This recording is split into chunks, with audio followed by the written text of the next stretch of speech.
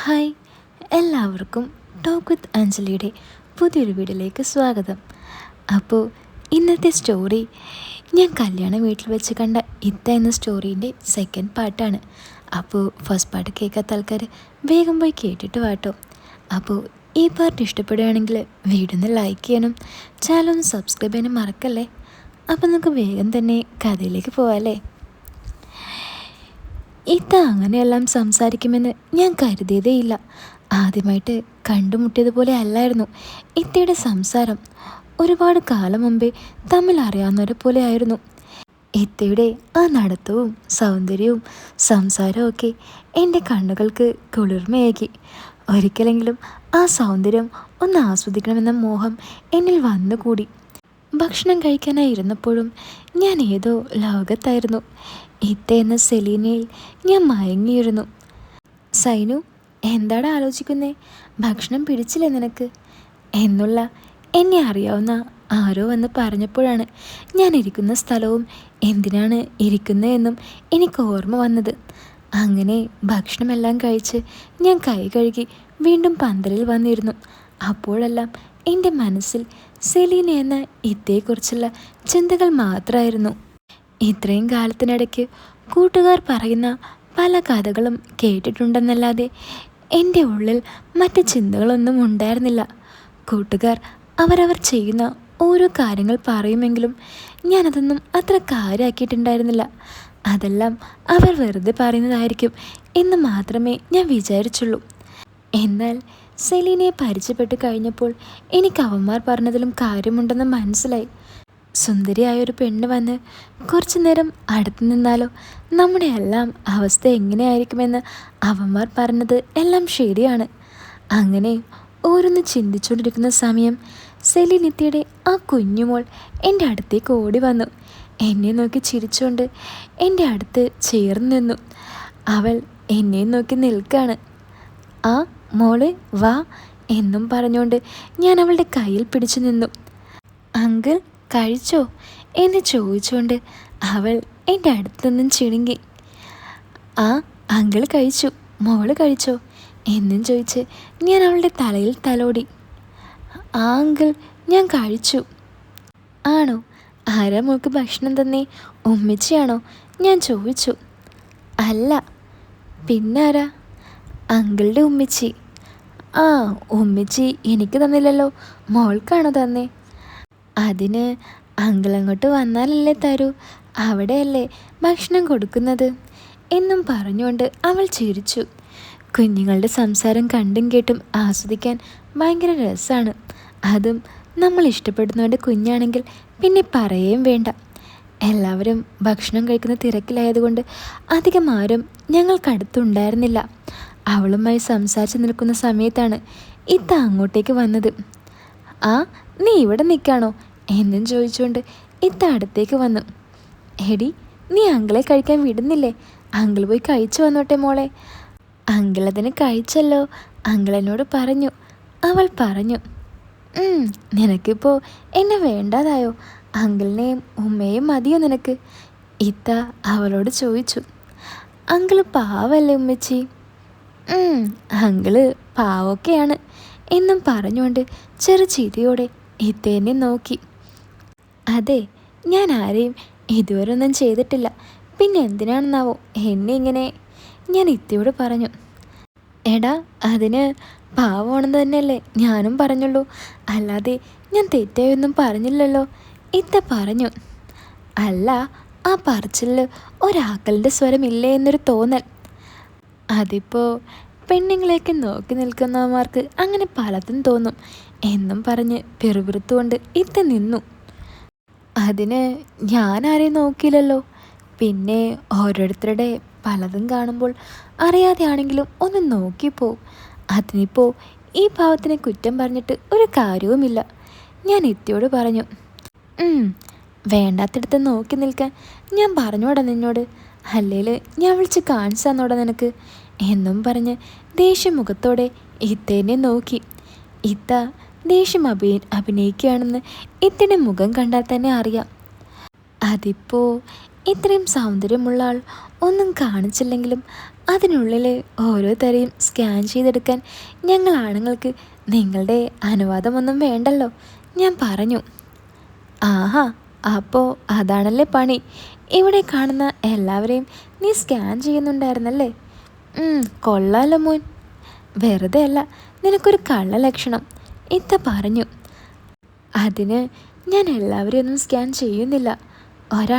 ഒരാളെ മാത്രമേ ഞാൻ സ്കാൻ ചെയ്യുന്നുള്ളൂ. അവളാണെങ്കിൽ എൻ്റെ മനസ്സിൽ നിന്നും പോകുന്നില്ല. അവൾ ഒന്ന് ഒഴിഞ്ഞു പോയാലല്ലേ വേറൊരാളെ നോക്കാൻ പറ്റും. അതാരാടാ അത്രയ്ക്ക് വലിയൊരു സുന്ദരി? വേറാര്, അതിവളുടെ ഒമ്മിച്ച് തന്നെ എന്നും പറഞ്ഞുകൊണ്ട് ഞാൻ ആ കുഞ്ഞുമോളുടെ കവിളത്ത് ഒന്ന് തൊട്ടു. അത് കണ്ടപ്പോൾ ഇത്താക്ക് പിന്നെ ഒന്നും പറയാൻ പറ്റാതെ ഇത്ത എൻ്റെ മുന്നിൽ നിന്നും പരിങ്ങി. എന്തു പറ്റി, നാവ് ഇറങ്ങിപ്പോയോ? അയ്യടാ, നിന്നോട് തർക്കിച്ച് ജയിക്കാൻ എന്നെക്കൊണ്ടാകില്ല സൈനു എന്നും പറഞ്ഞുകൊണ്ട് എൻ്റെ മുഖത്തേക്ക് നോക്കി ഒരു ചെറുപുഞ്ചിരി നൽകി ഇത്ത അവിടെ നിന്ന് പോയി. വീണ്ടും ഞാനും മോളും ഒരുമിച്ചായി. അവളുടെ സന്തോഷം കാണാൻ എന്തോ എനിക്കൊരുപാട് ഇഷ്ടമായി. കുറേ നേരം ഞാൻ എന്നെയും മറന്ന് ആ കുഞ്ഞു മനസ്സിൻ്റെ സന്തോഷത്തിന് വേണ്ടി എന്നെ തന്നെ നൽകി. അങ്ങനെ ഭക്ഷണം കഴിച്ച് ആളുകളെല്ലാം തിരിച്ചെത്തി തുടങ്ങി. ഞാൻ മോളെയും കൂട്ടി പുറത്തേക്കിറങ്ങി. അടുത്ത് വല്ല കടയും ഉണ്ടോ എന്ന് അന്വേഷിച്ച് നടന്നു. അധിക ദൂരം പോകേണ്ടി വന്നില്ല. ഒരു കട കണ്ടെത്തി ഞങ്ങൾ അവിടെ നിന്നു. മോൾക്ക് വേണ്ട മിഠായും അവൾക്കിഷ്ടപ്പെട്ട ചോക്ലേറ്റ് എല്ലാം വാങ്ങി. എന്നിട്ട് കുറച്ചകലെ മാറി നിന്ന് ആരും കാണുന്നില്ല എന്ന് ഉറപ്പുവരുത്തി ഞാനൊരു പുകയെടുത്തു. കുഞ്ഞിപ്പോൾ ഒരു പൂച്ചട്ടിക്കടുത്ത് പൂക്കൾ നോക്കിക്കൊണ്ട് നിൽക്കാണ്. അത് കഴിഞ്ഞ് ഞങ്ങൾ വീണ്ടും കല്യാണ പന്തലിലേക്ക് നടന്നു. ആർക്കും മുഖം കൊടുക്കാതെ ഞാൻ ഒഴിഞ്ഞു മാറി. പന്തലിലേക്ക് വന്നു കയറിയ ഉടനെ ഉമ്മ എൻ്റെ അടുത്തേക്ക് വന്നു. എടാ, നീ എവിടെ പോയിരുന്നു? നിന്നെ എവിടെയെല്ലാം തിരക്കി? ഞാനിവിടെ പുറത്തുണ്ടായിരുന്നു ഉമ്മ, ഞാൻ പറഞ്ഞു. മോള് നിൻ്റെ കൂടെ ഉണ്ടോയെന്ന് അറിയില്ലല്ലോ, അവളെ കാണാതായപ്പോൾ എന്തോ ഒരു പേടി, ഉമ്മ പറഞ്ഞു. അത് അവൾക്ക് മിഠായി വേണമെന്ന് പറഞ്ഞപ്പോൾ ഞാൻ കൊണ്ടുപോയി മേടിച്ചതാ ഉമ്മ. സെലീന അവളെ തിരക്കി വന്നിരുന്നു, ഞാൻ പറഞ്ഞു അവൻ്റെ കൂടെ പോയതായിരിക്കുമെന്ന്. നീ ഇവളെ ഒന്ന് സെലീനാൻ്റെ അടുത്തുനിന്ന് കാണിച്ചും പോര്, എന്നാലേ അവൾക്ക് സമാധാനമാകും. ഇത്തേക്കാളും ഉമ്മയ്ക്കായിരുന്നു പേടി. ഉമ്മക്ക് പെൺകുട്ടികളെന്ന് വെച്ചാൽ ജീവനാണ്. പെൺകുട്ടികളില്ലാത്തതിൻ്റെ കാരണമാണത്. ഞാൻ ഒറ്റമോനായി പിറന്നതല്ലേ. എനിക്ക് മുന്നേ ഉണ്ടായിരുന്നത് ഒരു പെൺകുട്ടിയായിരുന്നു ഉമ്മക്ക്. അവൾ ജനിച്ച് 6 മാസം ആവുന്നതിന് മുമ്പേ ഈ ലോകത്തുനിന്ന് വിട പറഞ്ഞു പോയി. അതിൻ്റെ വിധിയാണോ അതോ ഉമ്മയുടെ വിധിയാണോ എന്ന് എനിക്കറിയില്ല. സഹോദരങ്ങളില്ലാതെ ഒറ്റയ്ക്ക് ജീവിക്കുന്നവർക്ക് അതിൻ്റെ ഫീലിങ്സ് മനസ്സിലാകും. എന്തായാലും ഉമ്മയ്ക്ക് പെൺകുട്ടികളെ കണ്ടാൽ പിന്നെ വേറെ ഒന്നും വേണ്ട. ഞാൻ മോളുമായി സെലീനത്തയുടെ അടുത്തേക്ക് പോയി. മോളെ കണ്ടതും ഇത്ത സന്തോഷത്തോടെ അവളെ വാങ്ങി ഉമ്മ വെച്ചു. അതിൽ നിന്നും എനിക്ക് മനസ്സിലായി ഇത്ത എത്രത്തോളം അവളെ സ്നേഹിക്കുന്നുണ്ടെന്ന്. അതെല്ലാം കഴിഞ്ഞ് ഇത്ത എന്തോ മണം പിടിക്കുന്ന പോലെ ഒരു വരവ്. ആ, നിനക്കപ്പോൾ ഇതൊക്കെ ശീലമുണ്ടല്ലേ? ഇത്ത ചോദിച്ചു. എന്ത്? അല്ല, നീ ഇപ്പോൾ എന്താ ചെയ്ത് വന്നിരിക്കുന്നേ? എന്താ ഇത്ത എന്ന് അറിയാത്ത പോലെ ഞാൻ ചോദിച്ചു. ഇത്താക്ക് പിടികൊടുക്കാതെ ഒഴിഞ്ഞു മാറാനുള്ള ശ്രമത്തിലായിരുന്നു ഞാൻ. അല്ല, എന്ന് തുടങ്ങി ഈ ശീലമൊക്കെ? എന്ത്, ഒന്ന് തെളിച്ചു പറ എന്നും പറഞ്ഞുകൊണ്ട് ഞാൻ തിരിഞ്ഞു പോകാനായി ശ്രമിച്ചു. നീ ഒഴിഞ്ഞു മാറി പോവേണ്ട സൈനു, നിന്നെ നല്ലോണം മണക്കുന്നുണ്ടല്ലോ. എപ്പോൾ തുടങ്ങി? അതാ ചോദിച്ചേ. ആര്? ഞാനോ? ഇത്താക്ക് അത് തോന്നുന്നതാ. എടാ, ഇതിൻ്റെ മണം അറിയാത്തവളൊന്നും അല്ല ഞാൻ. നീ പറയുന്നോ അതോ ഞാൻ നിൻ്റെ ഉമ്മയെ വിളിക്കണോ? ഓ എൻ്റെ ഇത്ത, അത് ചോറ് കഴിച്ചപ്പോൾ ഒന്ന് തോന്നി, അതാ. ഞാൻ വിചാരിച്ചത് നീ നല്ല കുട്ടിയായിരിക്കുമെന്നാ. അതിനിപ്പോൾ ഞാൻ തെറ്റൊന്നും ചെയ്തില്ലല്ലോ. ഇതൊക്കെ ഇത്ര വലിയ കുറ്റാണോ? ഞാൻ ചോദിച്ചു. എടാ, ഇന്നിത്, നാളെ വേറെ വല്ലതും തോന്നിയാൽ നീ എന്തു ചെയ്യും? എല്ലാം കമ്പനി കൂടി നടക്കുന്നതിൻ്റെ സ്വഭാവമാണ്, ഇത്ത പറഞ്ഞു. അല്ല ഇത്ത, ഇതിന് മാത്രം ഇപ്പം എന്ത് പ്രശ്നം ഇവിടെ ഉണ്ടായത്? ഇതൊക്കെ ചെറിയൊരു കാര്യമല്ലേ.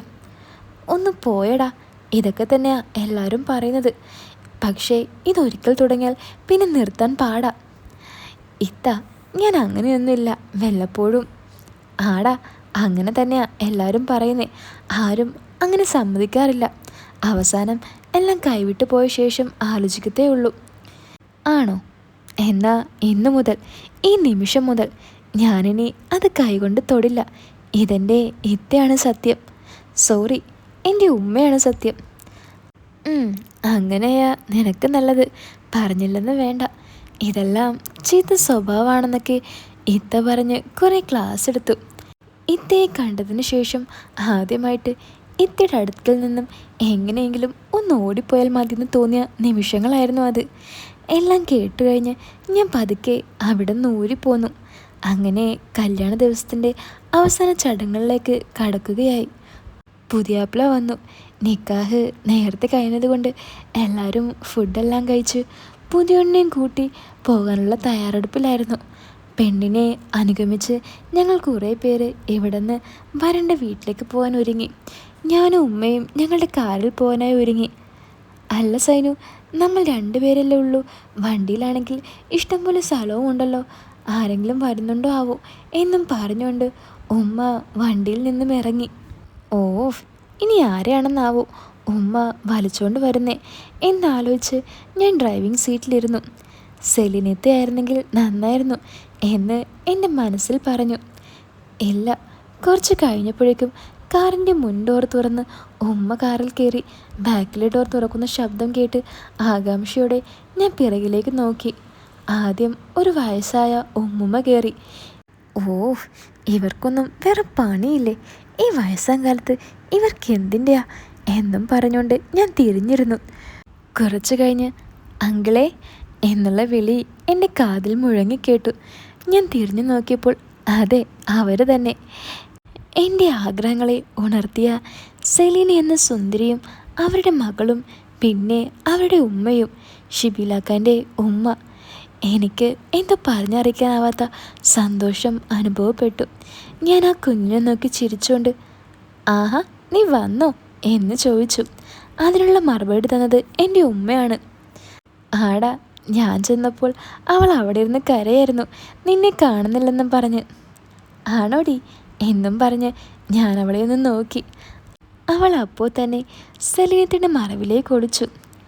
ഇപ്പോൾ എന്താ കണ്ടപ്പോൾ മാറുന്നേ എന്നും പറഞ്ഞ് ഇത്തവളെ കളിയാക്കി.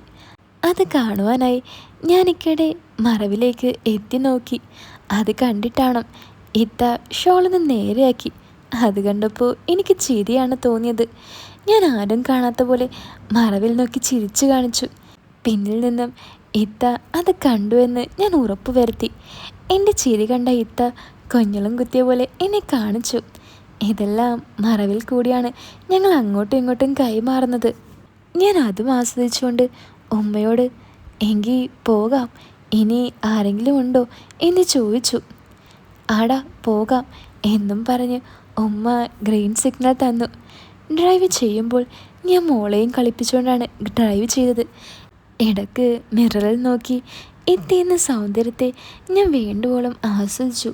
അതെല്ലാം ഇത്തയും കാണുന്നുണ്ടായിരുന്നു. ഇത്ത പിറകിൽ നിന്നും ആരും കാണാതെ എന്നോടും എന്തോ കാണിക്കുന്നുണ്ടായിരുന്നു. ഉമ്മ കല്യാണത്തിൻ്റെ ക്ഷീണം നല്ലോണം അനുഭവിക്കുന്നുണ്ട്. അതുകൊണ്ട് തന്നെ കാറിൻ്റെ AC ഉണക്കി ഒന്ന് തണുപ്പായപ്പോഴേ ഉറക്കം തുടങ്ങി. പിന്നെ 2 പേരും ഉള്ളതും ഇല്ലാത്തതും കണക്കാ. അതുകൊണ്ട് തന്നെ എനിക്കും ഇത്താക്കും മോളെ മാത്രം നോക്കിയാൽ മതിയായിരുന്നു. അവളാണെങ്കിൽ പുറത്തെ കാഴ്ചകൾ കണ്ട് രസിക്കുകയായിരുന്നു. കുറച്ച് ദൂരം യാത്ര ചെയ്യുമ്പോഴേക്കും മടിയാവുന്ന എനിക്ക് എന്താണെന്നറിയില്ല, ഇപ്പോൾ എത്ര ദൂരം വേണമെങ്കിലും ഡ്രൈവ് ചെയ്യാൻ കൊതിയാവുന്ന പോലെ. ഇത്തയുടെ ഓരോ പ്രവൃത്തിയും ഞാൻ അത്രയ്ക്ക് ആസ്വദിക്കുന്നുണ്ടായിരുന്നു. ഇത്തയുടെ സൗന്ദര്യം ഓരോ നിമിഷവും കൂടിക്കൂടി വരുന്നത് ഞാൻ കണ്ടു. ഇതാണെങ്കിലോ അതിനനുസരിച്ച് എന്തൊക്കെയോ കാട്ടിക്കൂട്ടുന്നുമുണ്ട്. ആ യാത്ര കൂടി ആയപ്പോൾ എനിക്കെൻ്റെ ജീവിതത്തിൽ നിന്നും മാറ്റിവെക്കാൻ കഴിയാത്ത പോലെയായി ഇത്തയും ഇത്തയുടെ സൗന്ദര്യവും. അങ്ങനെ ഞങ്ങൾ ചെറുക്കൻ്റെ വീട്ടിലെത്തി.